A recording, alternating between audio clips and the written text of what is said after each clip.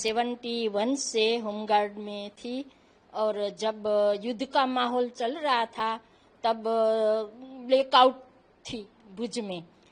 उस वक्त हम सब महिलाएं शहरी गलियों में घूम के ब्लैकआउट कराती थी।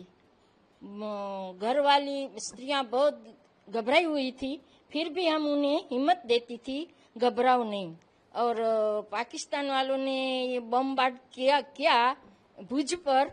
एक दिन में 17 बम फेंके थे और उस माहौल का जनता का क्या हाल था वो हम सोच के भी हमें घबरा जाते हैं।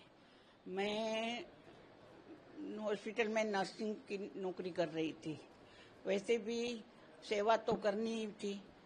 तब यहाँ जे लड़ाई का माहौल हुआ और लड़ाई हुई शुरू, उससे पहले हम होमगार्ड में शामिल हो गए थे। हमारा पूरा प्लाटून था, महिला प्लाटून था होमगार्ड में।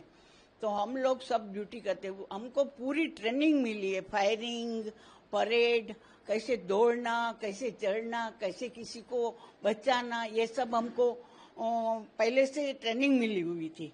जब लड़ाई हुई उससे पहले हम ज्वाइंट किया था तो हमको ये ट्रेनिंग हमको बहुत काम आई। घर घर में जाके महिलाओं को बाहर निकलना तब टाइम बहुत कठिन था। उसमें भी जब होमगार्ड का यूनिफॉर्म पहन के निकलना वो तो बहुत मुश्किल की बात थी। फिर भी हम सब फुल यूनिफॉर्म में आते थे और हमको प्राउड भी होता था कि कम से कम हम देश की सेवा के लिए तो काम कर रहे हैं। मैं जब ये 71 का वो चल रहा था तब पढ़ती थी तो हमारे स्कूल में पता चला कि होमगार्ड में भर्ती हो रही है।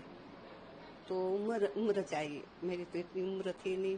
फिर बोला, फिर सबको फ्रेंड के साथ कि कैसे जाए। ऑफिस में गए, पूछा कि कितनी साल जाइए। तो आपका तो इतना टाइम छोटे है।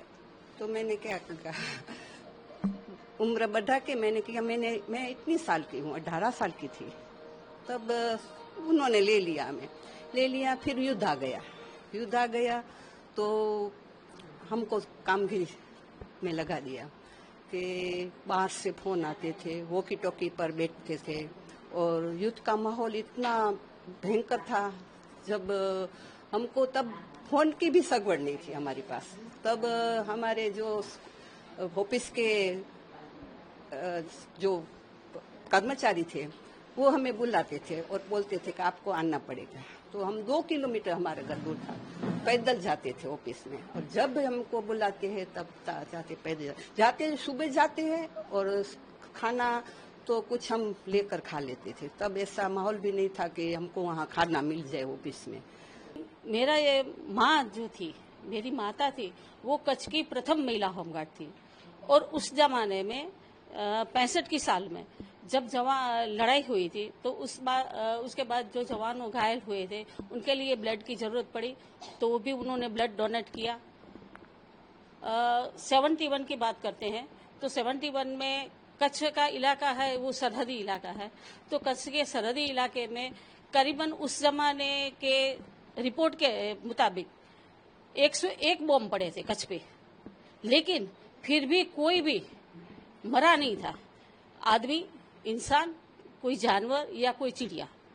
तो ऐसे माहौल में हमारी बहनें ने जो काम किया है उनका जुस्सा था। जब आज भी जुस्सा, इतनी बड़ी उम्र की बहनें 70 से आगे बढ़ चुकी है, लेकिन फिर भी उसका जुस्सा वही है।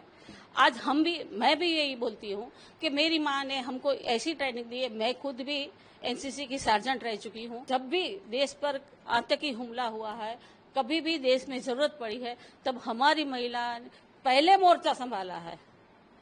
आज भी बड़े हो गए हैं, लेकिन फिर भी सब बहनों में इतनी ताकत है कि कुछ नहीं कर सकती, लेकिन आपको एक बल दे सकती है, काम कर सकती है। आज भी हम लड़ने के लिए अगर हम इन दोनों बहनों को हाथ में बंदूक मिल जाए तो डेफिनेटली वो फायरिंग कर सकती है। हमको यही चाहिए है। हम तो सरकार से ये बोलते हैं कि हमारे हाथ में बंदूक दो, हम भी काम करेंगे, हमको भी करना है।